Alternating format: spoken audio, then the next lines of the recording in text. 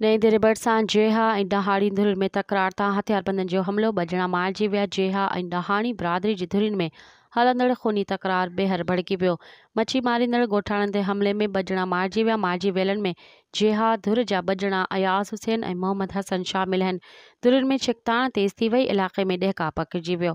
वाक़े जी इतला ते नओं देरो पुलिस ॻोठ इब्राहिम जे वांड पहुती। पुलिस मूजिबि जेहा डहाणी तकरार तां वाक़ियो पेश आयो आहे।